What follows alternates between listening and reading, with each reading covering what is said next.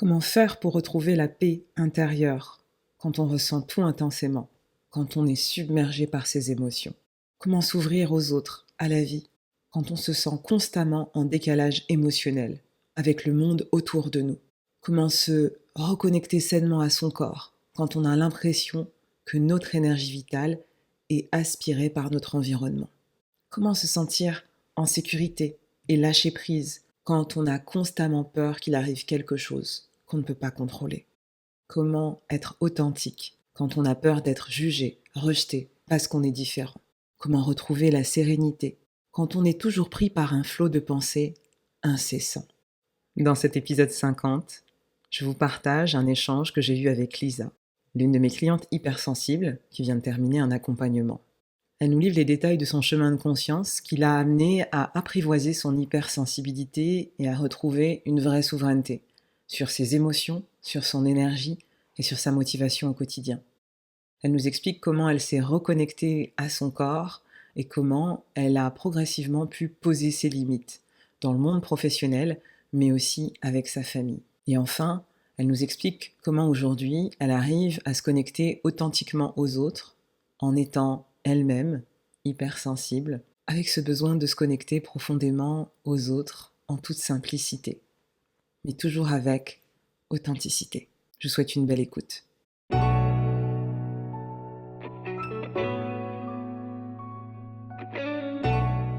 Pluriel, c'est le podcast des femmes pragmatiques et sensibles qui recherchent un équilibre entre leur rationalité et leur sensibilité et qui ont envie d'embrasser toutes les facettes de leur féminité. Je suis Edmé Dena, une amoureuse de la liberté, une rationnelle, intuitive, une accompagnatrice holistique. Dans chaque épisode, je vais te partager mon expérience et des outils pour développer ton leadership personnel, afin que tu puisses vivre pleinement une spiritualité incarnée. Alors si tu as envie de libérer la femme puissante, sauvage, libre, qui sommeille en toi, tu es la bonne personne au bon endroit. Assieds-toi confortablement, parce qu'ensemble, on va faire vibrer ton âme.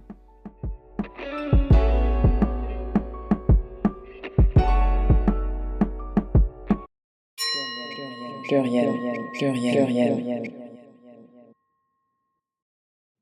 Hello Lisa, je suis ravie de t'accueillir aujourd'hui pour que tu puisses témoigner de ton expérience en tant qu'hypersensible qui a eu envie de mieux gérer ses émotions et de se reconnecter à son corps.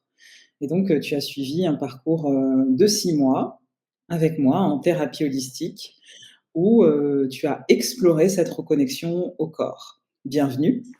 Merci Edmé, je suis ravie d'être là et de pouvoir partager, aux autres hypersensibles, mon témoignage. Lisa, est-ce que tu peux nous en dire un peu plus sur toi pour qu'on puisse te situer et savoir un peu qui tu es avant de rentrer dans ton expérience? Avec plaisir. Alors moi, j'ai, un côté, très, analytique, parce que, j'ai une vie de chef de projet digital et à côté de ça, je suis en formation pour devenir thérapeute et pouvoir, accompagner sur des formations, de groupe et aussi, accompagner des personnes, one to one. Dans mon chemin, j'avais essayé pas mal de choses, notamment majoritairement des thérapies brèves. Enfin, en fait, je dis majoritairement, mais j'ai fait que ça et à des moments un peu précis, de ma vie. J'ai fait, de l'hypnose, de la kinésiologie, des constellations familiales et à chaque fois, c'était, à l'instant T sur une problématique précise, on va dire et parfois, j'avais l'impression que je manquais de quelque chose de plus, sur le long terme, en fait. Parce que j'avais un peu la sensation de, justement ce truc un peu magique à l'instant T et puis après, on repart dans le flow et dans les mauvaises habitudes. Tout ça pour dire que, ce qui m'a manqué, c'est que le fait d'avoir quelque chose d'unitaire fait que sur la durée, c'était difficile pour moi de capitaliser dessus et c'est pour ça que cet accompagnement-là de 6 mois m'a attirée. C'est parce que, justement, il y avait ce truc de, on est, dans la durée et j'avais besoin d'un accompagnement qui permette justement d'être accompagnée sur un long temps, un peu comme un coaching. J'avais besoin de pouvoir, gravir des étapes avec un vrai programme et donc justement, d'être accompagnée de manière graduelle avec quelqu'un qui m'aide à prendre du recul sur mes sujets et de pouvoir pratiquer régulièrement. Enfin, durant cet accompagnement, c'était quelque chose qui m'a beaucoup attirée. Qu'est-ce qui fait qu'avant tu te dirigeais plutôt vers de la thérapie brève, des séances qui étaient ponctuelles, alors que finalement tu rencontrais les mêmes problématiques? Et je sais pas, peut-être tu l'as fait pendant combien de temps ça? Je pense que ça a duré 5 ans. Il y a 2 choses. Première, c'est le besoin d'instantanéité parce que, habitude, un peu sociétale, je pense, de vouloir, très vite, résoudre un problème, très vite avoir une réponse à une question ou très vite me sentir mieux et faire taire quelque chose et du coup, je pense que le 1er ouais, la première chose, c'est ça, c'est le réflexe de, vouloir, aller vite. La deuxième chose, c'est, peut-être parce que j'avais pas trouvé le bon format, parce que j'ai jamais trop été attirée par les psychothérapies, psychanalyse et cetera. C'est des choses, qui pour moi, n'allaient pas, droit au but et du coup, j'ai toujours un peu eu de la réserve, sur ce type d'accompagnement. Pour moi, c'était l'un ou l'autre, alors que justement, l'accompagnement, qu'on vient de faire ensemble, pour moi, c'était vraiment un mix entre les 2. Un mix entre, des choses sur lesquelles les sujets, on va aller les traiter, on va aller, vraiment directement, dessus et pas, tourner autour du pot, comme on peut le faire quand on parle pendant des heures en thérapie. Enfin, je suis dans le cliché, mais et à côté de ça, c'est, quelque chose qui se fait sur la durée, graduellement, et on a une évolution. Donc, vraiment, c'était ce mix entre les 2 qui a fait que je me suis lancée il y a quelques mois versus, il y a, quelques années. Et comment tu as su que tu étais hypersensible? Comme, bon cliché de l'hypersensible, je pleure tout le temps et très facilement. Pas que pour ce que je ressens moi, mais ce que ressentent les autres, quoi. Quand j'étais plus jeune, si, j'avais quelqu'un en face de moi, de ma famille ou de mes amis, qui pleurait, c'était automatique, quoi. Comment j'ai ressenti que j'étais hypersensible, par, 2 choses, un peu ressenti personnel et aussi le regard des autres. Le regard des autres, c'est, d'avoir l'impression qu'on surréagit à des situations et on peut le voir, parce que, en face, les gens sont un peu, soit, choqués ou gênés, par, le trop plein d'émotions qui est ressenti et qui est vécu. Est-ce que tu peux donner un exemple de surréaction que tu pouvais avoir? Lors d'un repas, on parle d'un sujet, si on est, vraiment, je sais pas d'accord ou alors ça vient toucher quelque chose qui vient me toucher, chez moi, qui vient résonner, ça va être une surréaction. Soit je vais m'énerver, soit je vais, pleurer, soit, alors qu'en face de moi, les réactions, elles seront juste, posées. Il y a un gap entre, mes réactions et mes émotions telles que je les vis et ceux des autres en face de moi et souvent de l'incompréhension. Quelles sont les problématiques, du coup, que tu as rencontrées en tant qu'hypersensible, que ce soit dans ta vie pro ou perso? Alors les problématiques que j'ai pu rencontrer, déjà la première que j'ai pas mal travaillé ces derniers temps et notamment, avec ton aide, c'est, le fait de poser ses limites. Ça, c'était un gros sujet pour moi parce que, c'est difficile pour moi de poser mes limites de manière, apaisée. Soit, je disais rien, parce que j'avais l'impression que c'était pas possible pour moi de poser mes limites de manière calme, soit, dans l'énervement, soit dans, les pleurs, enfin bref, avec un trop plein d'émotions derrière. Alors qu'aujourd'hui, et je l'expérimente encore, j'arrive mieux, dépendamment des situations, mais j'arrive mieux à poser mes limites, de manière, posée et je me rends bien compte qu'en face, il y a pas la réaction, que je craignais au départ. En fait, juste les gens comprennent et c'est OK et voilà et en tout cas, même quand je n'y arrive pas encore dans certaines situations, en tout cas, je me vois faire et c'est déjà, pas mal. Et quel impact ça avait sur toi en termes d'énergie, on va dire de pensée, de mindset, le fait d'avoir des difficultés à poser des limites? Déjà, il y a le petit rouleau, la petite roue du hamster qui tourne en boucle dans la tête parce qu'on se refait la scène ou les scènes et puis, on se flagelle un peu en se disant: «Mais pourquoi j'ai pas, pourquoi j'ai pas réagi?» ou «J'aurais dû dire ça» ou, enfin bref, on se refait le match, quoi. Enfin, je vois ça un peu comme une image, comme un vase avec, toute les la frustration de toutes les fois où j'ai pas posé mes limites et puis je remplis ce vase et puis il y a des moments, il est vraiment trop rempli donc j'explose et au final, je me fais toujours pas entendre parce que, si je pose pas mes limites de manière, posée, en fait, je suis dans l'agression, l'agressivité, je suis pas entendue. Et ça, concrètement, ça a posé problème dans tes relations, pro et perso? Ah dans, tous les pans de ma vie, en fait. Tous les pans de ma vie parce que, en fait, si je me mets de l'autre côté, c'est, en observatrice des comportements que j'avais pu avoir, c'est, en fait, on n'a pas envie d'écouter quelqu'un soit qui nous crie dessus ou soit qui, hem enfin, je pense qu'il y a des moments où j'étais même un peu méchante parce que comme j'étais blessée ou je me sentais blessée, bah, j'avais envie de blesser aussi en retour, de par ce trop plein. Donc en fait, c'est pas non, c'est pas très sain et en plus, c'est pas agréable pour les autres, on n'a pas envie d'écouter une personne qui pose ses limites de cette manière-là, en fait. Donc finalement, beaucoup de culpabilité à ressentir certaines émotions comme, la colère ou comme la tristesse? Ah, complètement. De la culpabilité déjà parce que j'avais l'impression que c'était pas normal. J'ai une scène là, qui m'est venue quand tu m'as posé une question tout à l'heure. Je me revois, enfant. Je regardais un film, qui m'a énormément touchée. Je sais pas, je devais peut-être avoir, 6-7 ans et le film en fait était hyper triste et je me suis mise à pleurer à la fin du film et ma mère qui me regarde, qui elle-même est hypersensible, c'est un film, pourquoi tu te mets dans cet état-là, en fait? Et ça m'a marquée parce que et en fait, toute ma vie, je me disais: «Mais pourquoi ça me met dans un tel état?» Je comprenais pas, en fait et c'est vrai qu'il y a des moments où on se dit: «Bon, bah, peut-être que je suis folle». En fait, non, c'est juste que, bah, je vis des émotions et en plus de ça, je me rends compte, plus le temps passe, plus je me rends compte que en fait, je suis vraiment loin d'être seule. Il y en a énormément des hypersensibles. C'est juste que, bah, quand on nous interdit de vivre nos émotions, depuis très jeune, bah, on se cache, et on coupe. Exactement, d'autant plus que quand on est, hypersensible, on a une hyper-empathie, donc ce qui Ouais, fait qu'on va ressentir beaucoup plus intensément les émotions des personnes qui sont autour de nous et une hypersensorialité, donc on va se connecter à notre environnement, à nous-mêmes aussi, de manière très intense et cette intensité, comme tu l'as dit, elle est pas forcément corrélée avec l'intensité de la situation qu'on est en train de vivre. Nous, on la ressent intensément. exactement.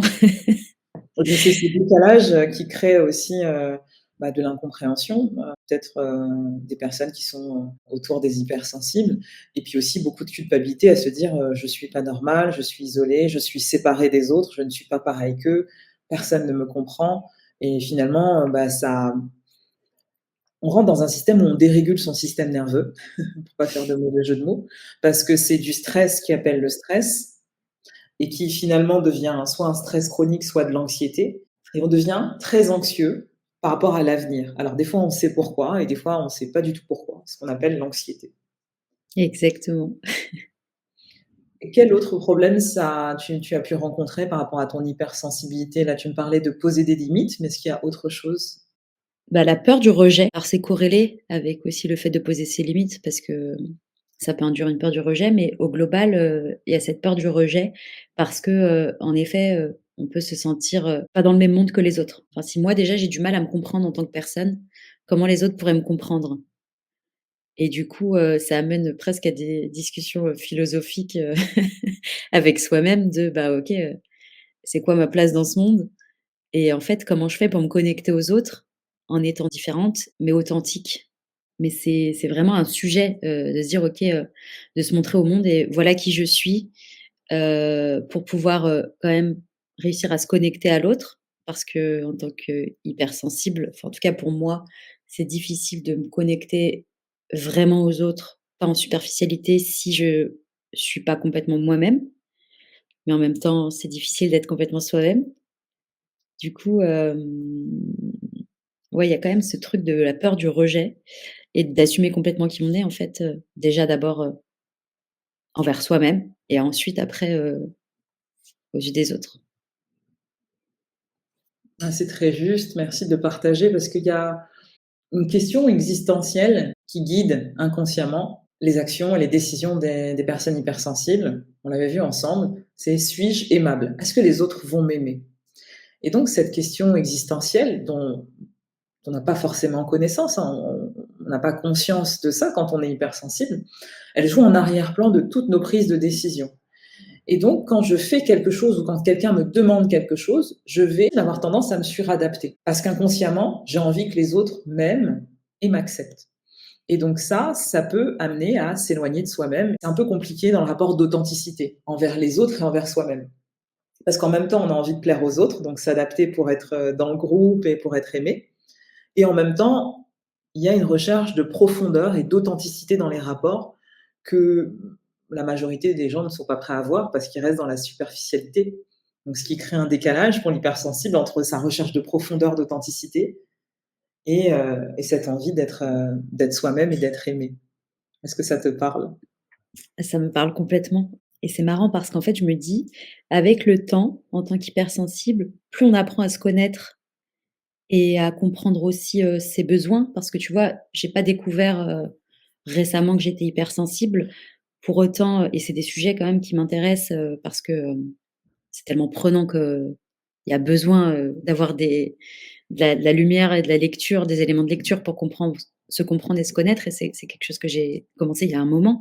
Mais pourtant j'ai appris plein de choses là, durant cet accompagnement parce que dans cette idée de, on a envie d'être avec les autres et en même temps ça manque de profondeur parfois et cetera. Plus le temps passe et plus les rencontres que je fais, elles sont différentes et justement, je me connecte beaucoup plus en profondeur avec des personnes que je rencontre depuis que je me connais mieux et que je m'accepte plus. Plus le temps passe et moins j'ai cette sensation d'être un ovni parce que, j'attire plus à moi des gens qui ont, cette vibe-là. Donc ça, c'est marrant en fait de se rendre compte aussi de ça, quoi. Bah, c'est peut-être un autre sujet que je voulais aborder aussi, parler aussi de cet accompagnement. C'est que je trouvais ta posture hyper intéressante parce que, déjà tu venais d'un autre monde, à la base d'un monde, business, on va dire et d'un monde, tangible et ancré, on va dire, si c'est pas vrai pour tout ce monde-là, mais donc tu avais un peu ce truc-là, qui me semblait pour moi, enfin ça répondait à mon critère de «la tête sur les épaules» entre guillemets et pas trop perché et à côté de ça, très très spirituelle, très ouverte, aux sensibles et cetera et du coup, c'était vraiment pour moi le mix parfait dont j'avais besoin, pour me sentir en sécurité dans cet accompagnement. Et il me semble, tu me diras si je me trompe, mais qu'avant de me contacter pour, être dans un accompagnement, enfin pour que je t'accompagne, tu avais acheté le pack, Soul Cleaning pour les accompagnants. C'est un pack de 10 protocoles énergétiques qui guident les accompagnants, les thérapeutes, les coachs, tous les professionnels du bien-être à se préserver énergétiquement et à préserver leur vitalité, pour pas qu'ils soient impactés par les énergies des autres. Donc, parfait pour les hypersensibles. Est-ce que tu Exactement. parler déjà de cette, première approche?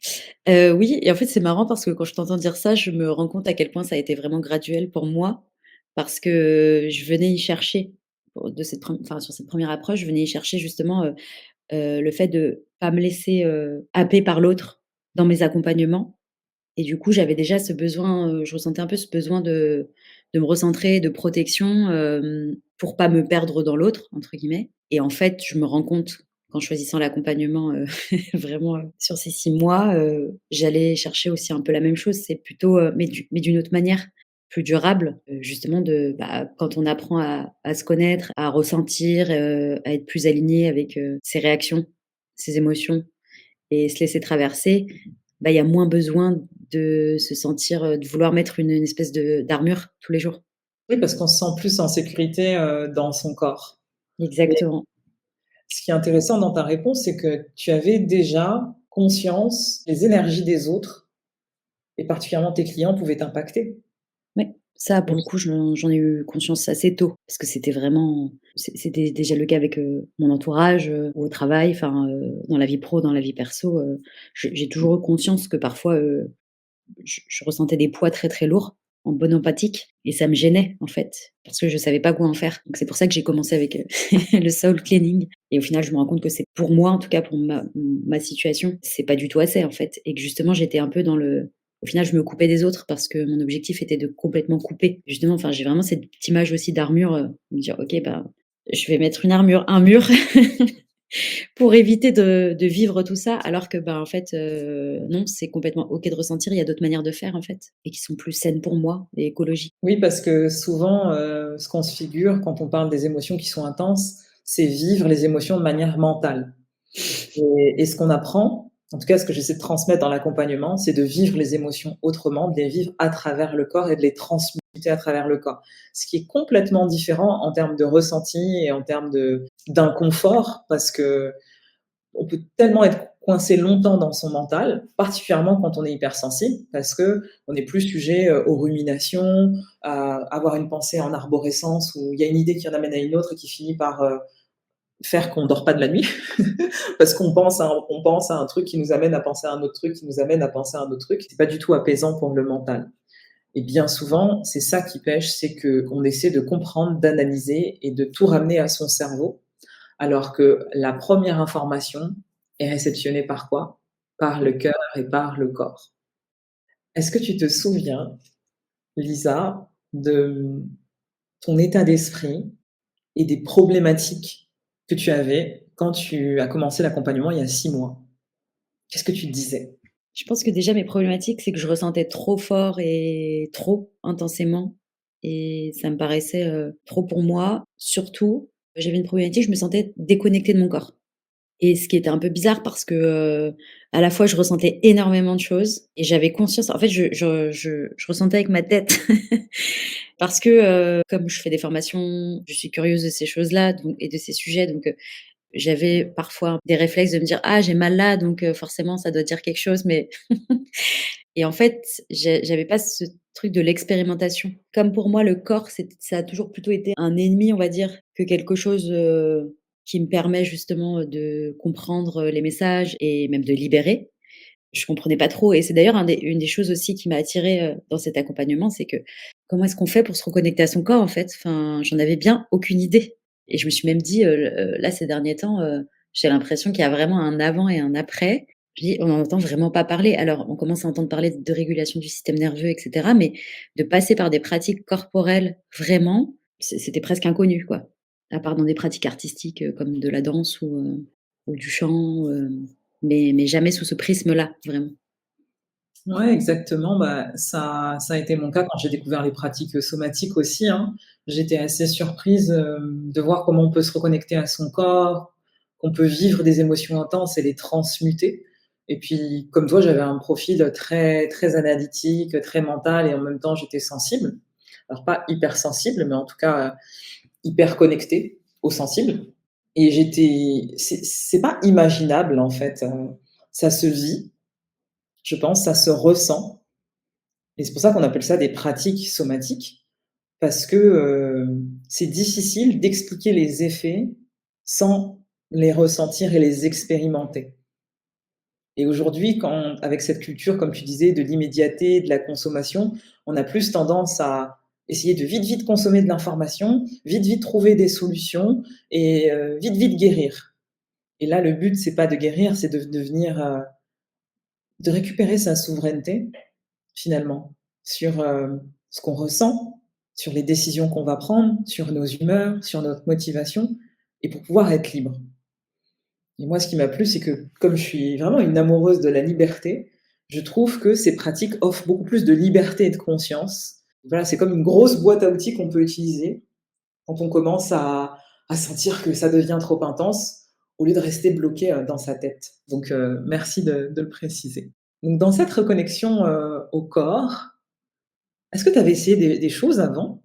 Pas vraiment, alors j'ai quand même essayé des pratiques, enfin je dis pas vraiment, mais en fait, j'ai quand même testé des pratiques qui passent par le corps, déjà, les constellations familiales, bah, on ressent clairement dans le corps, ça passe par le corps donc pareil, il faut lâcher le cerveau, et la kinésiologie au final, bah, je dis non alors que je fais une formation en kinésiologie et ça passe vraiment par le corps, par les tests enfin des tests musculaires donc globalement, l'outil, c'est le corps. Donc si en fait, c'est juste que j'avais pas pris conscience de ça. Donc au final, je pense que j'essaye d'y aller. Enfin en tout cas, j'essaye d'y aller sans vraiment, comprendre par où. Mais sinon, enfin pas consciemment. C'est intéressant ce que tu dis aussi, pas consciemment, parce que les 2 pratiques là que tu viens de citer, les constellations familiales et la kinésiologie, tu vas ressentir des choses dans ton corps, tu vas avoir des informations à travers ton corps, mais finalement presque tu les subis. Tu reçois l'information, mais tu ne sais pas forcément comment les transmuter et c'est ça la grande différence, je pense, avec les pratiques somatiques, qui ont été transmises pendant l'accompagnement et que maintenant, que tu expérimentes et qui font partie de ta boîte à outils. C'est que tu apprends à transmuter les émotions concrètement. Donc quand tu es dans une situation émotionnelle qui est intense, la colère, la tristesse et cetera, tu sais te laisser traverser par ça et tu sais comment dépasser l'émotion. Alors que dans d'autres pratiques, eh ben, c'est juste, c'est là et tu dis: «Qu'est-ce que je fais de tout ça? Comment je fais pour revenir à mon état normal? Est-ce que ça m'appartient? Est-ce que ça m'appartient pas?» Je sais pas trop comment faire. Qu'est-ce que Mais tu Ça résonne pour toi? Ça résonne et d'autant plus que je me suis rendu compte de quelque chose, dans certaines pratiques qui sont, on va dire, one shot quoi, enfin thérapie brève, s'il y a pas d'accompagnement, il y a un peu cette sensation de, je libère quelque chose, parfois c'est hyper intense et je sais pas quoi en faire en effet et c'est une des choses qui m'avait marquée, quand j'ai commencé à expérimenter des choses, il y a quelques années, où vraiment je m'étais dit: «Mais en fait c'est horrible ces choses-là». Parce que, ça met le doigt sur des choses, je vis des émotions ultra intenses, je sais pas quoi en faire et c'est terminé et du coup, donc c'est marrant, parce que ça me fait vraiment penser à ça et justement les pratiques somatiques, ça permet de se dire: «OK, en fait, comment, au quotidien, je vais pouvoir aussi, vivre ces choses-là, ces émotions et les transcender en effet». Déjà de ne plus en avoir peur. Ça, c'est vraiment, je pense que pour moi, mais peut-être pour tous les hypersensibles du monde, plus avoir peur de ses propres émotions, surtout quand elles sont très intenses, parce que rien que pour ça, c'est génial et je pense qu'on pourrait presque s'arrêter là. Mais en plus de ça, ouais, d'avoir ces outils qui permettent sur la durée et en pratiquant régulièrement, de se rendre compte qu'en fait, on peut tout transcender, et on peut tout traverser. Bah, ça change tout en fait et c'est vrai que et d'ailleurs ça c'est une des clés et c'est un peu, bah, encore une fois, comme pour les métaphores du sport quand on veut atteindre un objectif, bah, c'est de pratiquer régulièrement et sur la durée, parce que enfin c'est pas, je veux pas rajouter d'injonction. Pour autant, je me suis bien rendu compte que, les moments où j'arrêtais mes pratiques parce que soit j'étais en voyage, soit, je pouvais pas faire exactement comme je faisais d'habitude. J'ai senti, que j'avais plus de mal à traverser mes émotions au quotidien et à m'ancrer et à me recentrer. Pour moi, c'est hyper important de comprendre que, en effet, ça vient avec de la pratique régulière et que c'est pas juste, one shot, instantané. Mais c'est hyper important de le préciser, merci, parce que beaucoup de femmes ont un système nerveux qui est dérégulé depuis des années, voire depuis leur petite enfance, parce que voilà, ça dépend de ce qu'on a vécu, de nos expériences personnelles, et cetera. Pas besoin d'avoir des gros traumas, hein, je le disais dans d'autres épisodes, pour, avoir un système nerveux qui est dérégulé et elles vivent comme ça pendant des années et finalement, elles s'attendent à sortir de l'anxiété et se libérer du stress en 3 semaines et ça fonctionne pas comme ça. C'est le travail de toute une vie. Déjà, rappelons qu'on ne sera jamais libéré du stress puisqu'on vit dans une société où en permanence, on peut être activé par des choses. En revanche, on peut avoir les bons outils pour mieux gérer ses émotions et surtout gérer l'intensité des émotions. Quand je dis gérer, c'est entre guillemets, c'est-à-dire se laisser traverser par l'émotion et faire en sorte de ne pas avoir de débordement émotionnel et d'être beaucoup plus stable en fait émotionnellement et de pas être dans cet état, d'hypervigilance que peuvent avoir les hypersensibles, où ils vont se dire, «Bah, j'ai peur du lendemain, mais qu'est-ce qui va se passer? Mais là, j'ai ça, tout va bien, mais en fait, ça va mal se passer, je vais perdre mon travail, j'aurai pas d'autre contrat, ce mec que j'ai rencontré, il a l'air sympa, mais il va voir que, je suis pas assez bien, que j'ai pas, le physique qu'il faut, que je suis pas comme il veut» et cetera. Je vous donne plein d'exemples pour, pour pour illustrer, ce qui peut se passer dans la tête d'un hypersensible. Et donc voilà, c'est des pratiques. C'est pas des pratiques qui prennent forcément beaucoup de temps, mais effectivement, dans tous les retours que j'ai eus et de mon expérience personnelle, quand on a moins de temps et qu'on se dit: «Oh, c'est bon, là, j'ai l'impression d'être plus stable émotionnellement, je le fais pas», et ben, on se rend vite compte que, le système nerveux est moins régulé et que c'est moins agréable à vivre au quotidien. Et en même temps, ça nous rappelle qu'on a la main sur ça, qu'on a une souveraineté sur nos émotions, sur notre état d'esprit, sur, est-ce qu'on va bien ou est-ce qu'on se sent, en souffrance au quotidien? Qu'est-ce que toi tu as vécu, pendant l'accompagnement? Qu'est-ce que tu as envie de partager? Un des événements marquants pour moi de cet accompagnement, parce qu'on est à distance, c'est quand, j'ai eu l'occasion de venir à Marseille et qu'on a pu, faire une pratique, dans la nature, à la plage. Moi, c'était hyper fort parce que, bah, déjà la pratique était vraiment, c'est incroyable de pouvoir faire ça, vraiment, dehors et dans un environnement, qui change du quotidien mais aussi, ça a fait c'est venu, travailler d'autres choses en bonus, on va dire, comme, la peur du regard. des autres et je trouve que c'est cool parce que ça permet vraiment de venir, vivre des choses que j'aurais jamais imaginées en en cliquant sur, sur prendre rendez-vous avec toi pour parler de cet accompagnement et ça, je trouve que c'est assez ouf parce qu'en effet, je sais même pas comment trop expliquer parce qu'en effet, ça se vit et l'autre chose dont je me suis rendu compte aussi, c'est que j'ai une citation que j'ai plus du tout en tête, donc je vais essayer de de l'expliquer avec mes mots. L'idée, c'est de se dire que parfois, le changement, il fait pas de bruit. En fait, on se rend pas vraiment compte qu'on a évolué et qu'il y a des choses, des poids qu'on n'a plus et en fait, c'est justement, parfois, bah, quand on pratique plus ou quand on est happé par d'autres choses, enfin, qu'on peut se rendre compte que ça nous manque ou alors que, ces choses-là sont plus présentes. Exemple, l'anxiété ou des pensées qui sont en boucle et cetera. Bah, ça, une fois que ça nous quitte, on se rend pas toujours compte tout de suite que c'est plus là et qu'on a plus ce poids-là et l'avantage d'avoir un accompagnement, et d'avoir quelqu'un qui nous permet de prendre du recul, ça permet aussi de se poser ces questions-là. OK, mais là, aujourd'hui, comment tu te sens par rapport à avant? Ça permet de faire le point et de se dire: «Ah mais oui, mais en fait, j'ai évolué» et on en avait parlé parce que ça rejoint aussi le fait de cette espèce d'anxiété de performance, de se dire: «Ah mais en fait, je fais pas assez et je suis pas encore au top de moi-même», même si c'est pas, c'est encore une injonction, mais enfin, de se dire: «OK, j'avais un objectif, mais en fait, il est atteint, 8 000 fois». Au lieu de se dire, «Bah non, c'est pas assez, hein, parce que je ressens encore des émotions, fortes». Bah oui, mais en fait, c'est pas ça le sujet. Enfin, c'est les 2 gros moments forts pour moi qui ont fait un changement et un switch dans ma tête et dans ma vision des choses. Il y a quelque chose qui est très présent chez les hypersensibles que j'ai pu accompagner. Ils s'interrogent beaucoup sur le regard de l'autre, que tu as mentionné tout à l'heure. Et donc, il y a cette idée de, bah, quand j'agis, quand je pense à quelque chose, quand j'interagis avec les autres, j'ai peur du jugement qu'ils vont porter sur moi. Et en même temps, je peux porter un jugement sur eux.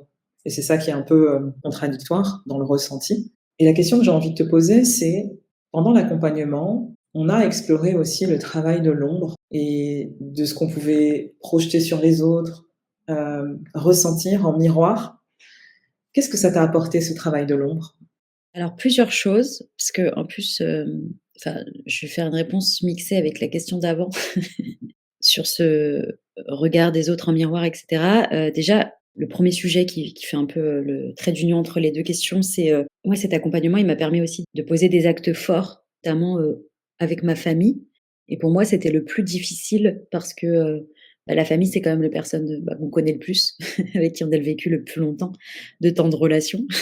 Et en fait, changer de posture dans sa propre famille, c'est quand même quelque chose qui est assez, délicat dans le sens, enfin, en tout cas, ma vision de base, c'était que c'était délicat parce que, bah, on nous a toujours connus comme ça donc c'est difficile de changer, en fait, de poser ses limites et cetera et ça, c'est quelque chose que j'ai réussi à faire et qui a été très fort avec mes parents et notamment avec ma mère et de manière apaisée, alors que c'était quelque chose, qui pour moi était impossible à faire. Donc ça, c'est le premier sujet et le deuxième, dans le travail de l'ombre, ce qui était intéressant pour moi aussi, c'est de me rendre compte à quel point, les autres étaient un miroir et que, des comportements qui pouvaient vraiment m'activer et venir me chercher, ça disait quelque chose de moi et ça, j'ai trouvé ça vraiment, bah, déjà drôle parce que, de manière très simple, si quelqu'un m'énerve, très fort, en fait, qu'est-ce que ça dit de moi, en fait? Pourquoi ça m'énerve? Qu'est-ce que ça vient impacter chez moi ou en quoi ça vient résonner et cetera et ça, bah, je trouve ça drôle parce que, souvent, mon premier réflexe, c'est juste de me dire: «Bah, l'autre est un con, quoi». En fait, non, peut-être pas, quoi et du coup, ça permet aussi de plutôt mettre le viseur et la lumière, le projecteur sur soi-même plutôt que les autres et à la fin, même limite de le remercier. Et par rapport au positionnement que tu avais, dans ta famille, tu dis que tu as changé ton positionnement, presque ton rôle. Quel rôle tu avais avant l'accompagnement et comment ça t'a permis de changer concrètement? Qu'est-ce qui a changé? Le rôle que j'avais avant, dans ma famille, c'était un peu un rôle d'éponge émotionnelle. J'avais l'impression d'être un peu la psychologue de la famille, d'être à l'écoute des personnes qui vont pas bien ou qui sont pas bien et cetera, mais une psy sans recul. Tu vois un mauvais psy et aussi j'avais ce rôle de médiateur entre, bah, partie prenante entre toutes les personnes de ma famille et c'est un rôle en plus que je prenais, mais finalement sans trop le vouloir. En fait, le problème, c'est que quand tu te mêles et tu gères, les émotions des autres, mais aussi leur situation, leur vie, bah, en fait, déjà tu vis plus pour toi, mais en tout cas une bonne partie de ton énergie, de ta vie, elle est dédiée aux autres. Bah, en fait, ça t'impacte parce que, ça prend énormément de place et d'énergie. Parce qu'en plus de ça, tu t'inquiètes pour tout le monde et tu essayes de régler les problèmes des autres, alors que, bon, parfois on te demande pas vraiment, mais comme tu as pris cette place, tu sais pas trop à quoi tu servirais dans cette famille si, si tu perdais cette place-là aussi. Donc c'est un peu une ambivalence entre, j'aime ce rôle et je le déteste. Ouais, en tout cas, bah, le temps que tu passes à être inquiet pour les autres ou à régler les problèmes des autres, bah, tu le passes pas pour toi, pour vivre ta vie, en fait. Oui, le rôle du sauveur, cache souvent une fuite émotionnelle de ses propres angoisses et d'un travail d'intériorité qui est repoussé parce qu'il peut provoquer beaucoup de souffrance. Carrément, ça résonne. En fait, ce qui est un peu, bizarre à dire, c'est que ça s'est fait presque un peu naturellement. Il y avait énormément d'appréhension de ma part et en fait, je me rends compte que comme pour tout, si on se fait des films et qu'on est justement encore dans cette petite, pensée en arborescence, qui ne s'arrête jamais, on se fait des films, en fait, tout simplement. Ben, on peut se faire, 1000 films de scénarios catastrophes et on se rend compte que quand on réalise les choses, qu'on essaie de poser ses limites, notamment avec sa famille et cetera, ou qu'on a des discussions qu'on n'aurait jamais pensé avoir ou qu'on a toujours appréhendées, au fait, au final, c'est bien reçu et ça, je le mets aussi en parallèle de la régulation du système nerveux parce que, pareil, en fait, avant, je me faisais pas comprendre parce que les moments où je communiquais, c'était les moments où c'était un trop plein. Pas même ni d'avoir les pensées claires, ni de dire, faire passer les messages que j'avais envie de faire passer et puis surtout, c'était teinté de cris ou de pleurs.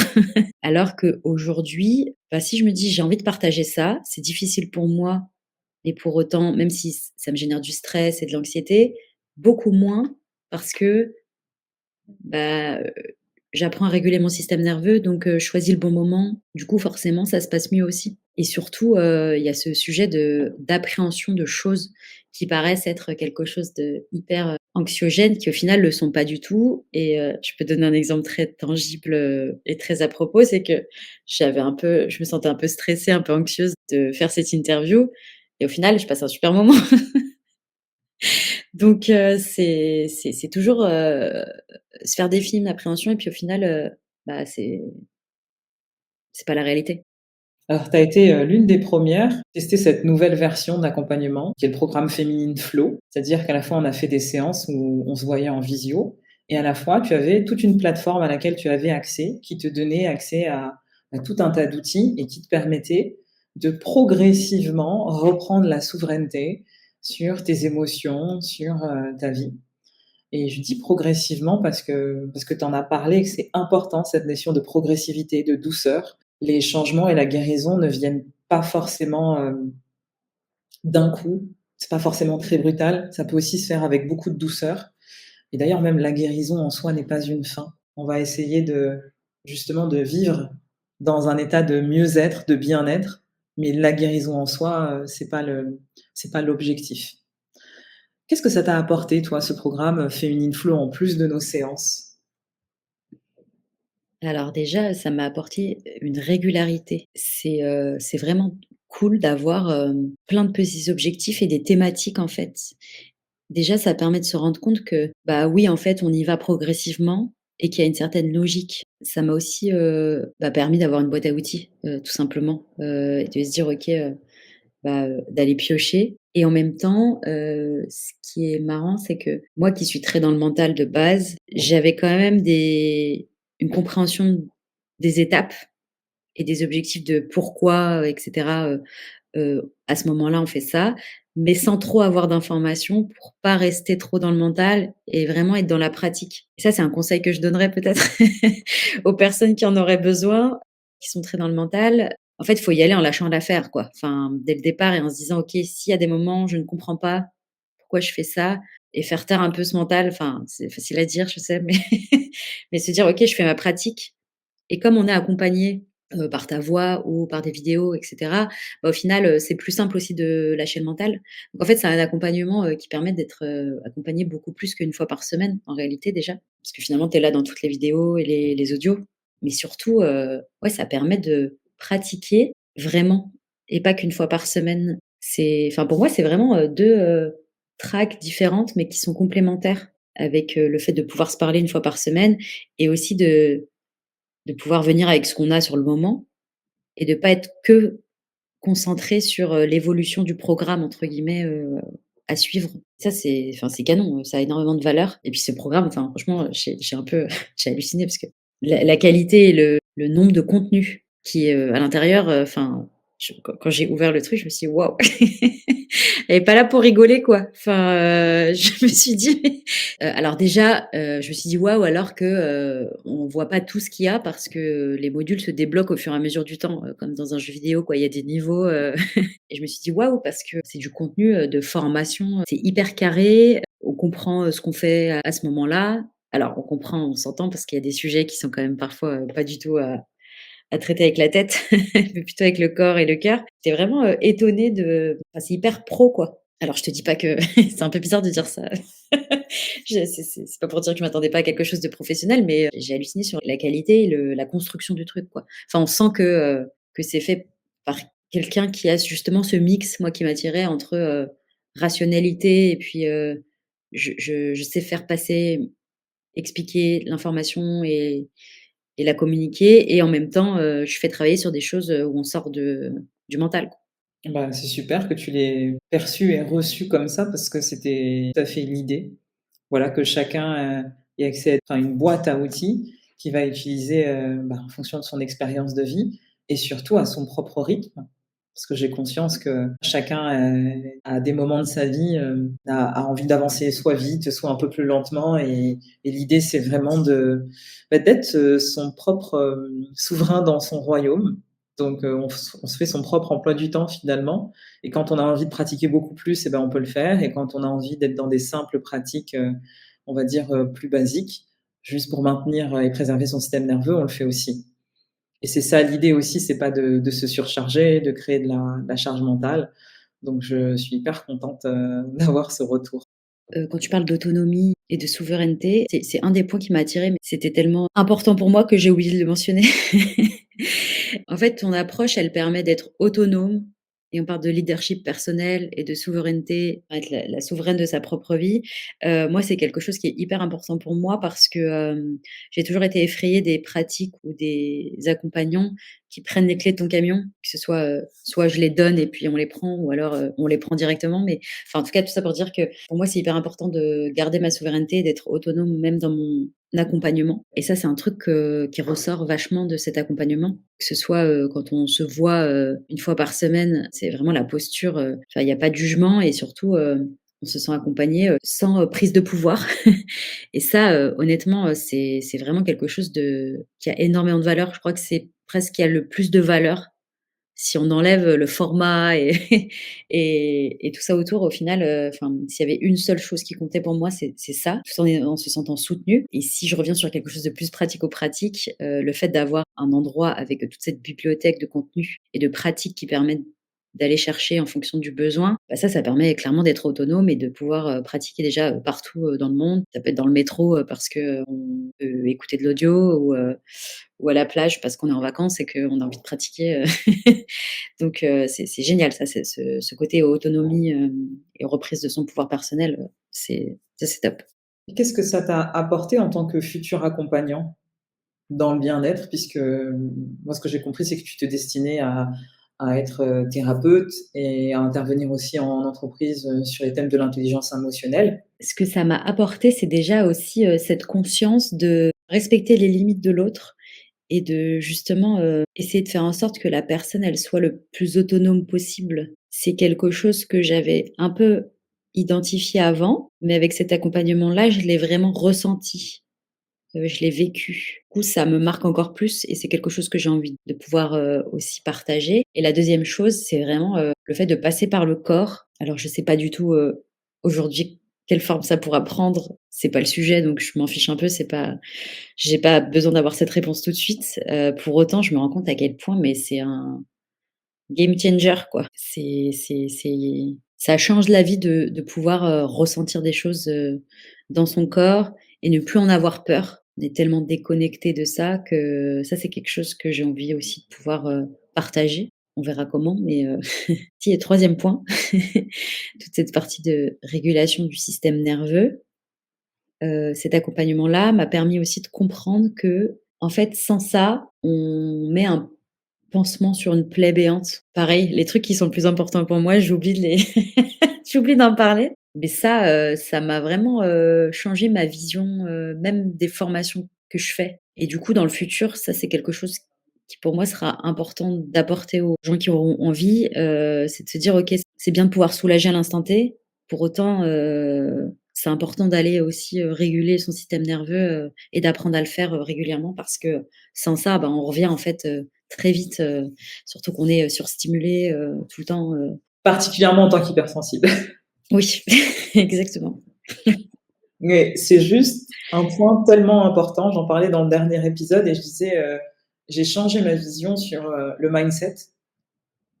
Parce que voilà, je sors d'une école aussi de coaching, j'ai fait des formations et puis je suis très sportive. Donc le mindset, c'est vraiment quelque chose que j'ai travaillé, parce que j'ai longtemps en plus été en mode survie avec mes expériences de vie.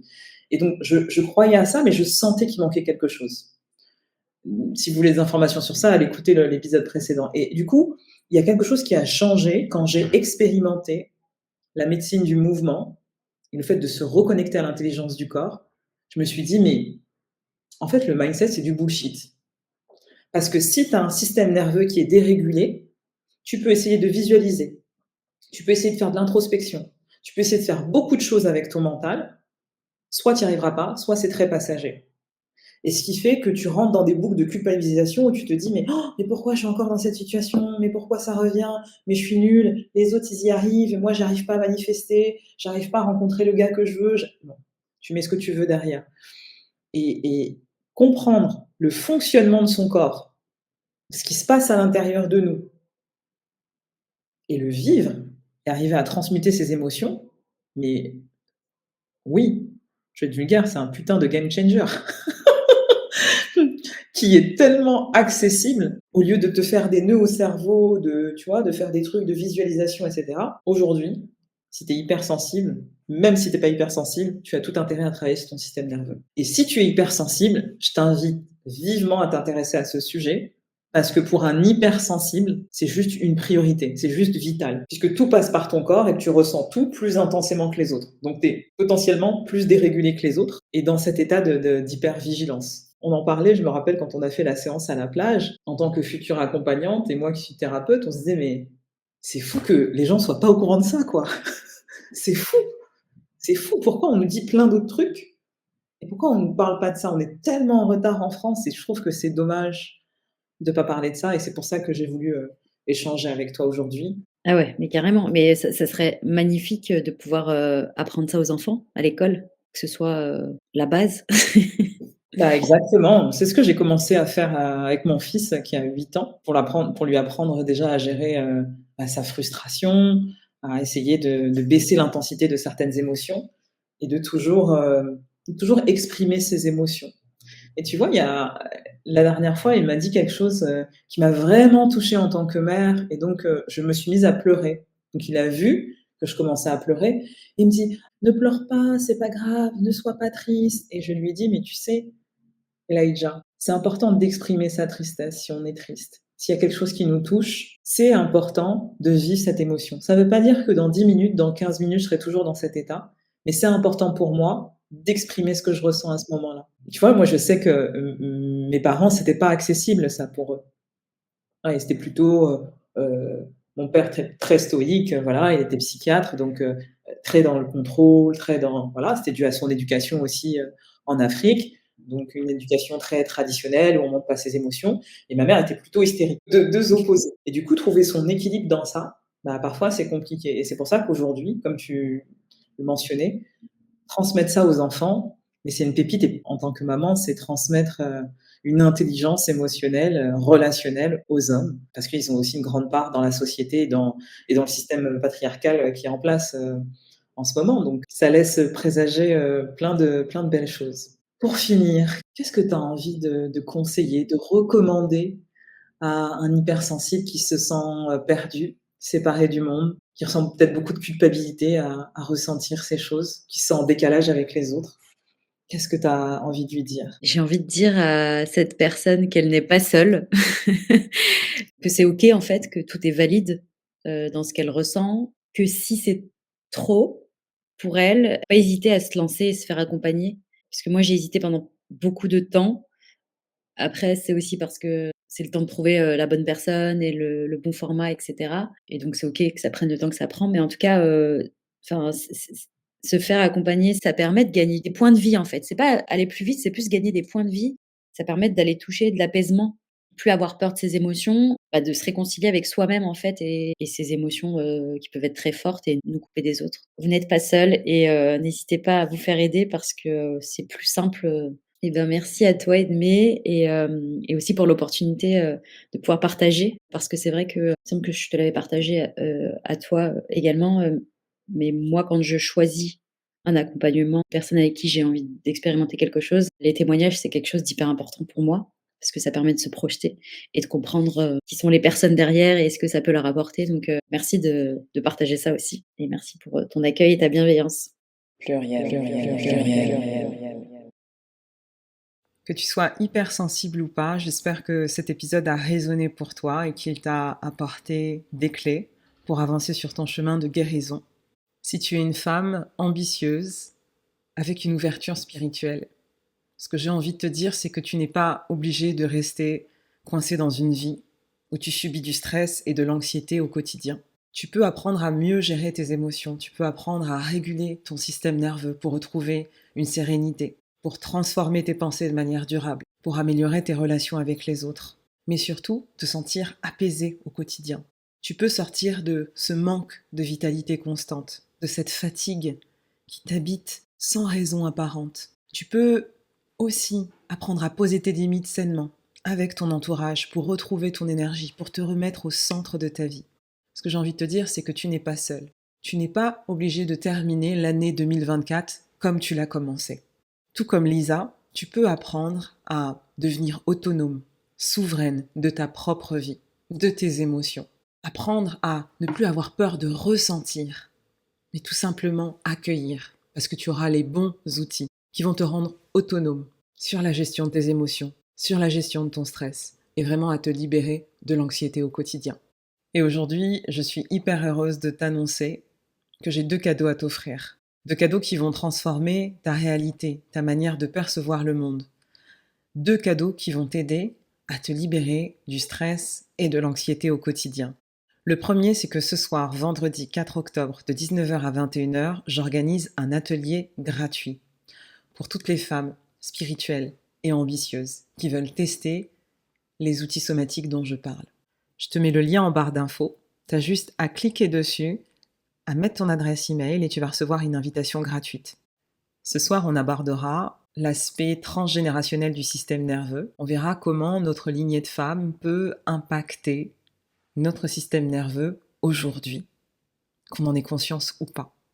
Et puis, je vous proposerai un voyage somatique pour vraiment vous reconnecter à votre corps et vous allez voir comment, très rapidement, vous pouvez gagner en vitalité. Comment vous pouvez, en un instant, vous libérer émotionnellement de tout ce que vous portez. Le deuxième cadeau que j'ai pour toi, c'est qu'aujourd'hui, c'est le lancement officiel de mon programme de groupe Feminine Flow qui commence le 28 octobre. Si tu as envie de nous rejoindre, si tu as envie de transformer ta vie, si tu as envie de te libérer durablement du stress et de l'anxiété, c'est l'occasion pour toi de rejoindre ce programme. Je t'offre pendant 3 jours une réduction de 360 € sur le programme. Cette réduction, elle prendra fin mardi 8 octobre à minuit. Ne loupe pas cette occasion d'être dans un groupe puissant de femmes ambitieuses, avec une ouverture spirituelle, qui souhaitent toutes avancer et qui sont prêtes à se soutenir. Pendant ce programme, chaque semaine, on va se retrouver en collectif, mais tu vas aussi avoir des séances individuelles avec moi. Et en plus de ça, tous les jours pour ta pratique, tu auras accès à une plateforme où il y a plus de 50 vidéos et d'audios pour te montrer comment adopter des pratiques somatiques efficaces et rééquilibrer ton système nerveux. Ne loupe pas cette chance de devenir une femme puissante et alignée. Aujourd'hui, tu peux changer ta vie. Retrouver la paix et la vitalité dépendent de peu de choses, mais tu as besoin des bons outils et d'être accompagnée pour ça. Donc si tu as envie d'être soutenue et entourée par des femmes qui sont bienveillantes et d'apprendre énormément sur comment tu fonctionnes et comment tu peux te libérer, je te mets tout en barre d'infos et n'hésite pas à nous rejoindre avant le mardi 8 octobre. Après, tu pourras toujours, mais ce sera au tarif régulier. Si tu as des questions sur le programme, sur mes accompagnements, n'hésite pas non plus à prendre rendez-vous avec moi. Tout est en barre d'infos. En attendant, garde ta liberté de penser, prends soin de toi, parce que tu es la personne la plus importante de ta vie et que tu mérites de vivre ta meilleure vie à partir de maintenant.